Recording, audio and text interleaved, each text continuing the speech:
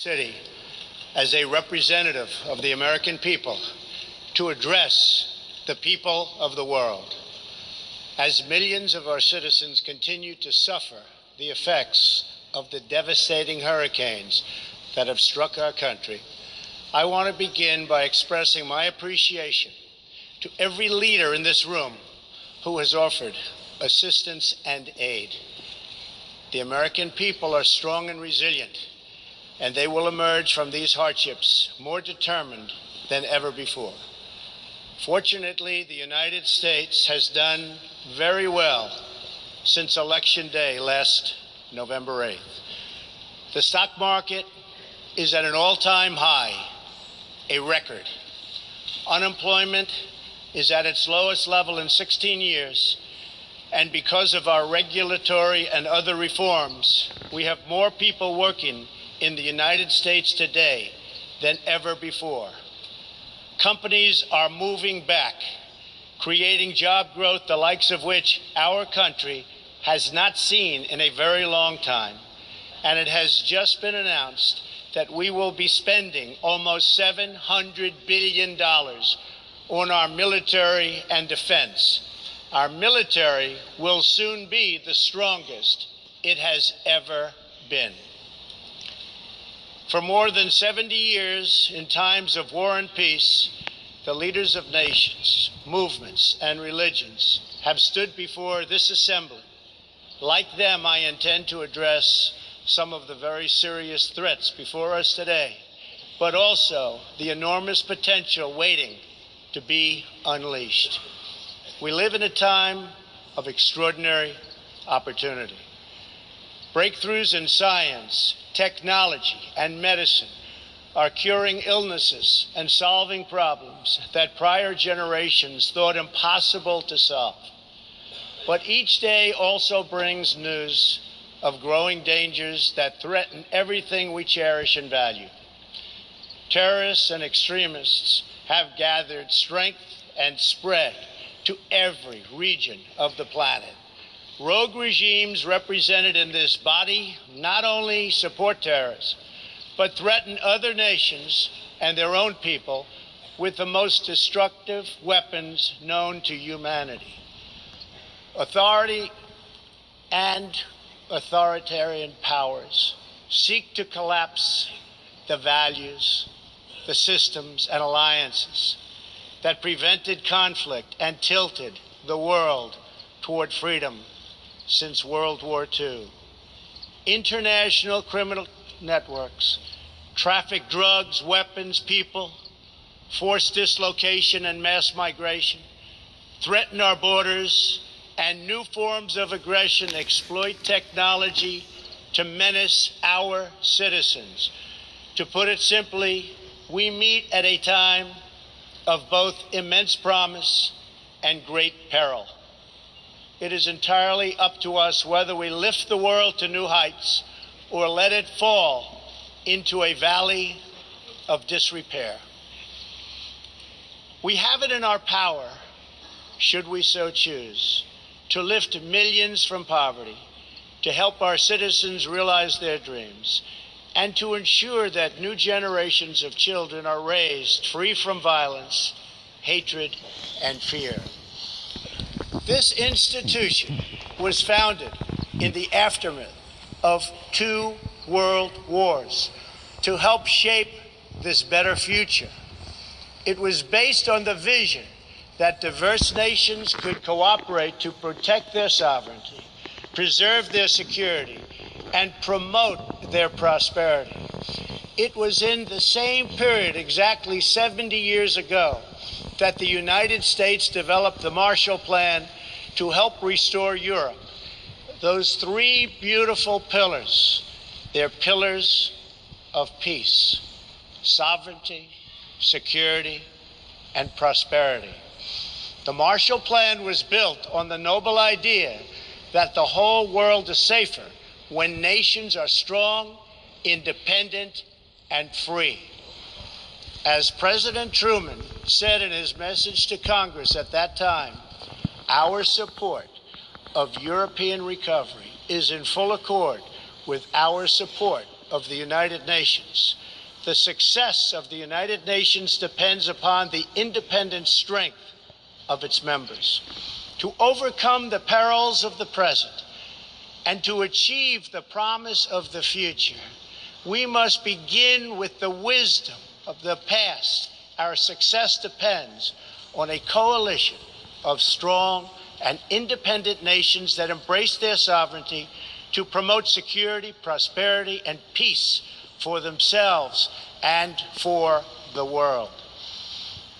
We do not expect diverse countries to share the same cultures, traditions, or even systems of government, but we do expect all nations to uphold these two core sovereign duties: to respect the interests of their own people and the rights of every other sovereign nation. This is the beautiful vision of this institution, and this is the foundation for cooperation and success. Strong sovereign nations let diverse countries with different values, different cultures, and different dreams not just coexist, but work side by side on the basis of mutual respect. Strong sovereign nations let their people take ownership of the future and control their own destiny. And strong sovereign nations allow individuals to flourish in the fullness of the life intended by God. In America, we do not seek to impose our way of life on anyone, but rather to let it shine as an example for everyone to watch. This week gives our country a special reason to take pride in that example. We are celebrating the 230th anniversary of our beloved Constitution, the oldest Constitution still in use in the world today. This timeless document has been the foundation of peace, prosperity, and freedom for the Americans and for countless millions around the globe whose own countries have found inspiration in its respect for human nature, human dignity, and the rule of law. The greatest in the United States Constitution is its first three beautiful words. They are, "We the people." Generations of Americans have sacrificed to maintain the promise of those words, the promise of our country and of our great history. In America, the people govern, the people rule, and the people are sovereign. I was elected not to take power, but to give power to the American people where it belongs. In foreign affairs, we are renewing this founding principle of sovereignty. Our government's first duty is to its people, to our citizens, to serve their needs, to ensure their safety, to preserve their rights, and to defend their values. As President of the United States, I will always put America first. Just like you, as the leaders of your countries, will always and should always put your countries first.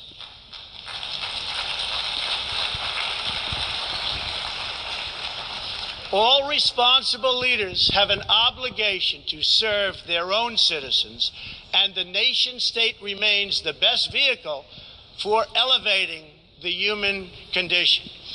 But making a better life for our people also requires us to work together in close harmony and unity to create a more safe and peaceful future for all people. The United States will forever be a great friend to the world, and especially to its allies.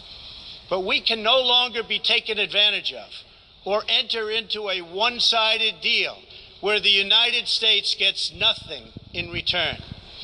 As long as I hold this office, I will defend America's interests above all else.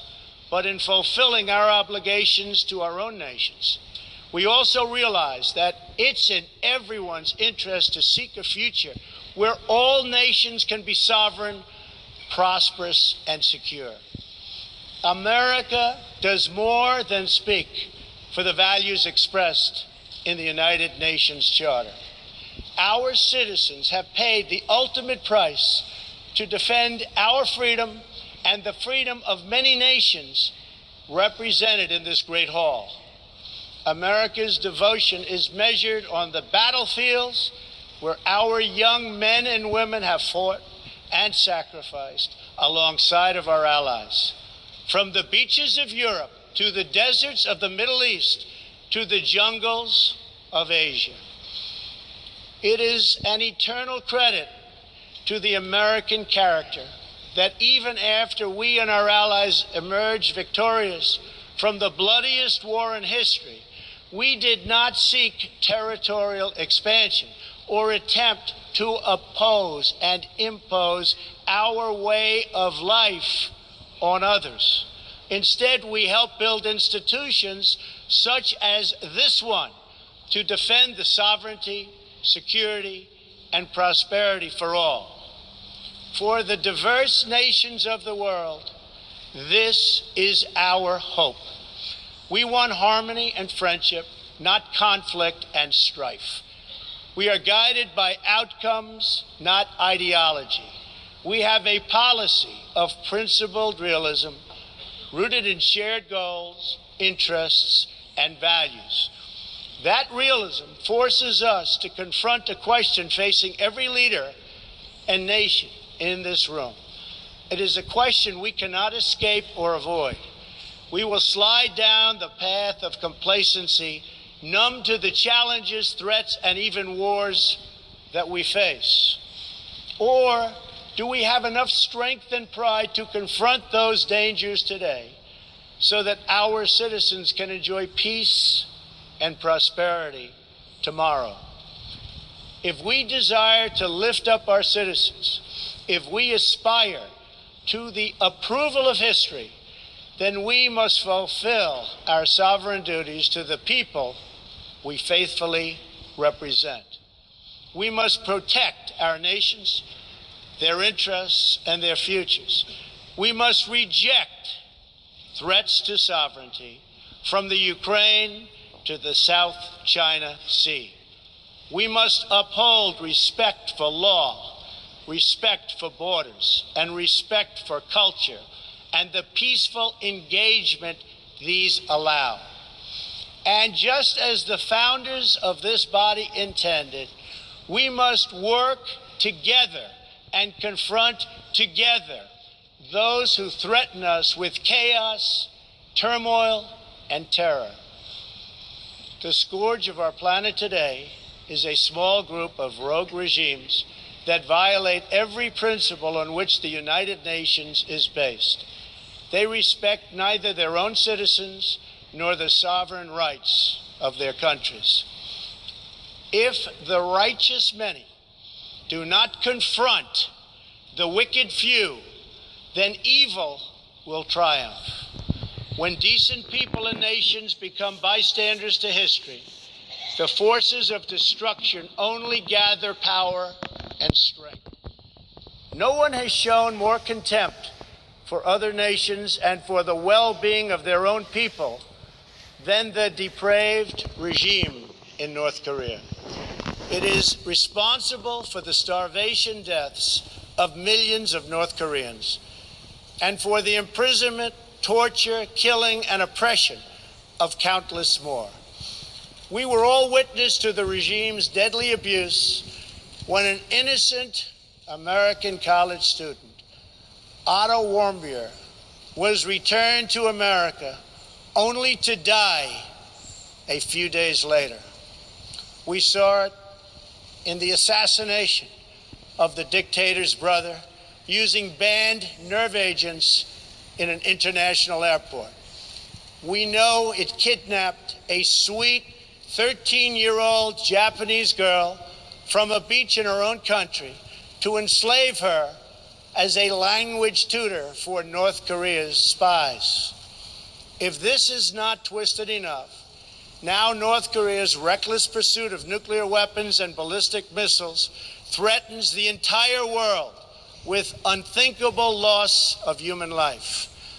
It is an outrage that some nations would not only trade with such a regime, but would arm, supply, and financially support a country that imperils the world with nuclear conflict. No nation on earth has an interest in seeing this band of criminals arm itself with nuclear weapons and missiles. The United States has great strength and patience, but if it is forced to defend itself or its allies, we will have no choice but to totally destroy North Korea. Rocket Man is on a suicide mission for himself and for his regime. The United States is ready, willing, and able, but hopefully this will not be necessary. That's what the United Nations is all about. That's what the United Nations is for. Let's see how they do. It is time for North Korea to realize that the denuclearization is its only acceptable future.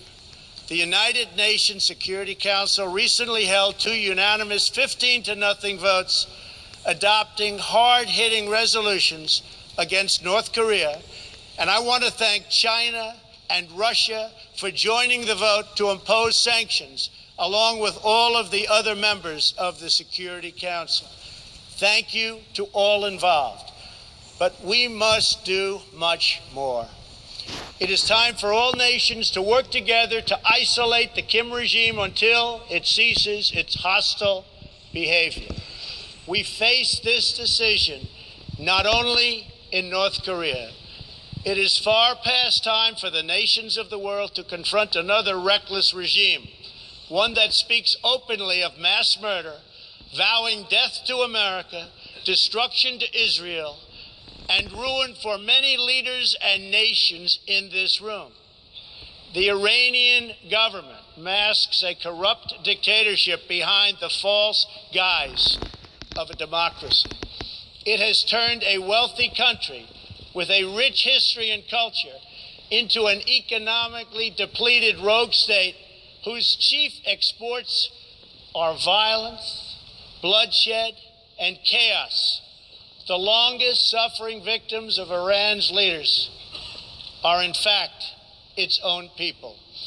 Rather than use its resources to improve Iranian lives, its oil profits go to fund Hezbollah and other terrorists that kill innocent Muslims and attack their peaceful Arab and Israeli neighbors. This wealth, which rightly belongs to Iran's people, also goes to shore up Bashar al-Assad's dictatorship, fuel Yemen's civil war, and undermine peace throughout the entire Middle East. We cannot let a murderous regime continue these destabilizing activities while building dangerous missiles, and we cannot abide by an agreement if it provides cover for the eventual construction of a nuclear program.